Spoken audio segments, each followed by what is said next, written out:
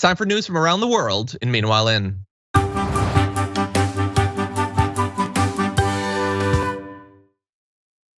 Meanwhile, in Denmark, back on Friday, they lifted all of their domestic COVID-19 restrictions after 548 days of a variety of levels of regulations. They now have more than 80% of individuals above the age of 12 fully vaccinated, embarrassing us. The country announced it would begin a return to normality as proof of vaccination through a digital pass is no longer required to enter nightclubs, the last restriction in the country. Danish authorities insist that the virus is under control with about 500 daily cases and a reproduction rate of 0.7. 500 daily cases. I feel like the town I live in has more than 500 daily cases. Oh yeah. And yeah, so they've been quite successful with vaccination. 96% of those 65 and older are vaccinated. Pretty good progress there in Denmark. Yeah, I mean, 548 days of regulation, it paid off. Like, it sucks. No one is saying they like lockdowns. No one is saying they like to be quarantined or they want to be contact traced.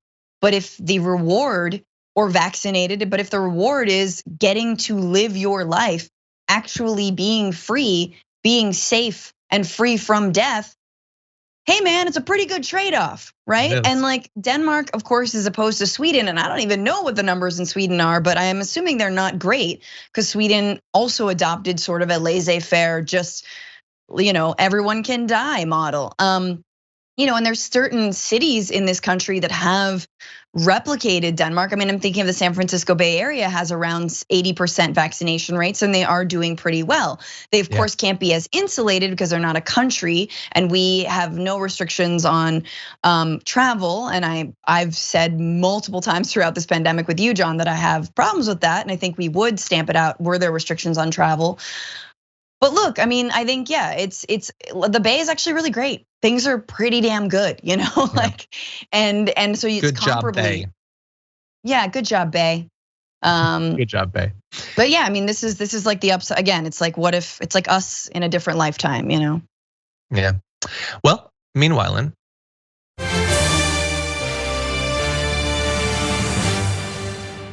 Meanwhile, in Afghanistan, the Taliban has now clarified the rights of women in education.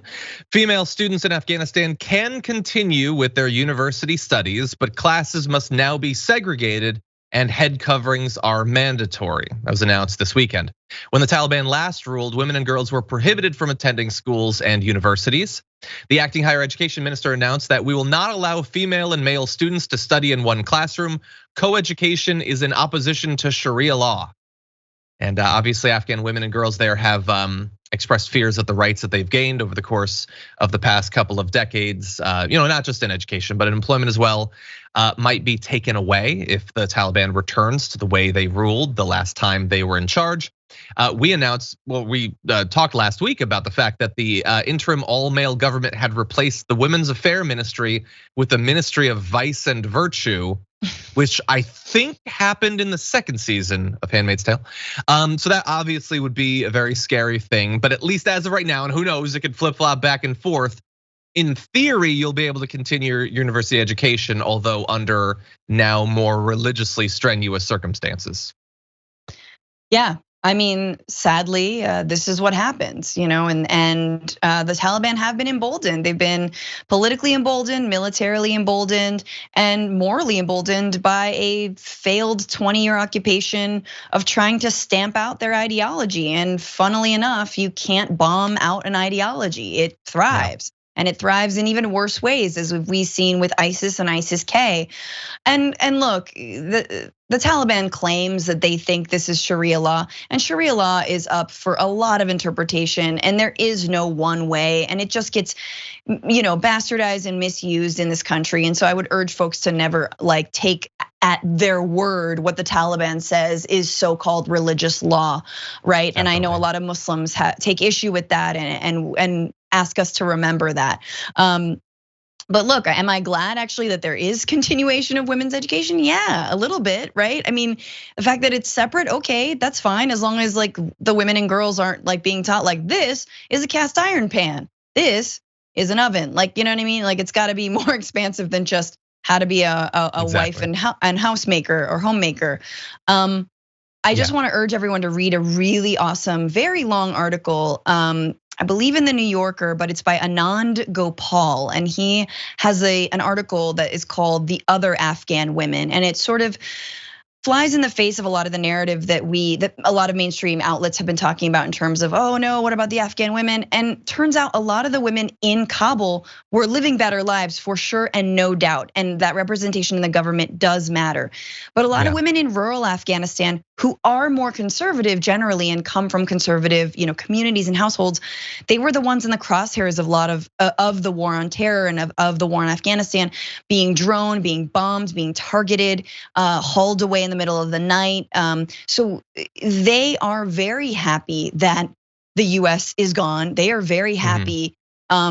Not necessarily they think the Taliban's gonna be amazing, but they believe they're gonna be less bad. So everyone read that, understand that this is a complex issue and there is not one archetype for one woman of Afghanistan. And they don't all know what they want. Imagine if we had to be like the women of America and you're like, oh God, everyone thinks we're Ivanka, like. Yeah, or Boebert, exactly. Right. Well, with less than 1 minute remaining, meanwhile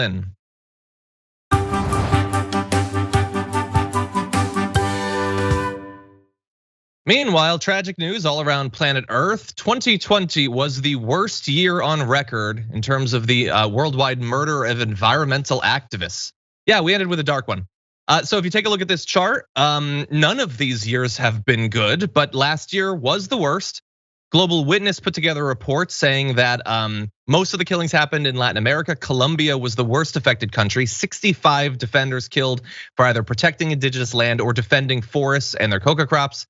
Mexico, where a third of the attacks were linked to deforestation, ranked second with 30 killings. The Philippines was the only country outside the region to record more than 15 deaths, with 29 people being killed for attempting to halt mining, logging, and dam projects. Those three countries actually made up more than half of the total attacks, 70% of which worldwide were people protecting forests from being torn down. So devastating news for environmental activists all around the world. Any closing comments? No, just thank you for covering that story. I think it's really important to remember that these folks are on the front lines and that, there's many ways we can stand in solidarity with them, but like they're considered terrorists, eco-terrorists when they're actually just climate activists, so. Yeah, 100%.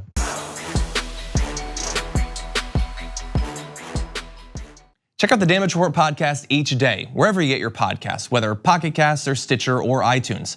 You can join me as I give you the news and stories you want, with a range of co-hosts and interview guests jumping in on the fun each day. Again, that's the Damage Report, wherever you get your podcasts. And if you get them at iTunes, don't forget to rate and review. Sometimes I'll read them live on the show.